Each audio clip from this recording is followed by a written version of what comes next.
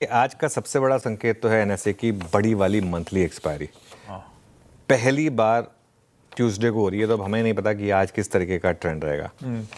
Monthly expiry का सबसे बड़ा सवाल जिसका जवाब हमें मिलेगा 330 पर, उससे पहले नहीं मिलेगा। सबसे बड़ा सवाल ये है, ये मार्केट ट्रेंड के साथ रहेगा या मार्केट में शॉर्ट कवरिंग आएगी। क्योंकि अगर शॉर्ट कवरिंग आनी है तो आज से बेटर दिन नहीं हो सकता, क्योंकि आज एक्सपायरी है। अगर ट्रेंड के साथ रहा तो 24,450 से 24,500 टूटने का खतरा है। क्योंकि अगर ऑन एन एवरेज अगर आप 175 पॉइंट गिर रहे हैं तो उस हिसाब से अगर आप उसको माइनस कर देंगे तो उस तरीके का रिस्क रहेगा।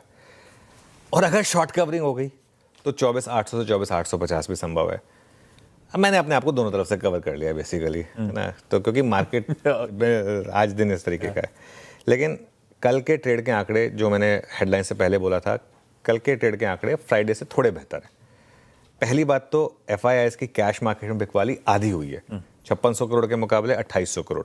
थोड़ी सी वो रीबैलेंसिंग वगैरह है, उसका एक इम्पैक्ट है, लेकिन जो भी है 2800 करोड़ की यानी कि आधी सेलिंग हुई है। इसके अलावा इंडेक्स फ्यूचर्स में अगर आप देखें तो बिकवाली जो है वो काफ़ी कम हुई है एफआईआईएस की। और परसेंटेज के हिसाब से एक्चुअली सिस्टम में नेट लॉन्ग ऐड, सिस्टम में लॉन्ग ऐड हुए परसेंटेज के हिसाब से, क्योंकि लॉन्ग और शॉर्ट कल दोनों ऐड हुए हैं।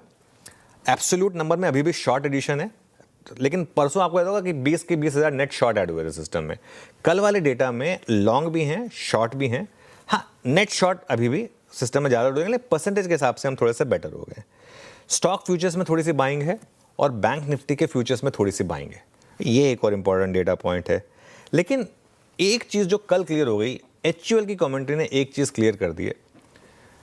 अगर आप ये होप कर रहे थे कि इस अर्निंग सीजन से आपको एक बड़ी चीज़ मिलेगी, हालांकि रिकवरी आ गई एचयूएल में, जो हमने बात भी की थी कि एक बार तो गैप डाउन होगा, उसके बाद शायद रिकवरी आ जाए।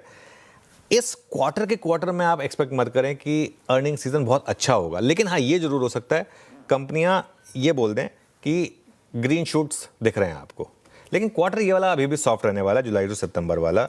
हाँ, कॉमेंट्री क्या कंपनियां ये बोलेंगी, जैसे लीवर ने पहले बोल दिया कि अक्टूबर भी थोड़ा सॉफ्ट था, लेकिन क्या बाकी कंपनियां आके ये बोलेंगे कि जीएसटी कट के बाद हमें इम्पैक्ट दिखने लगा है और वो थोड़ा सा पॉजिटिव है।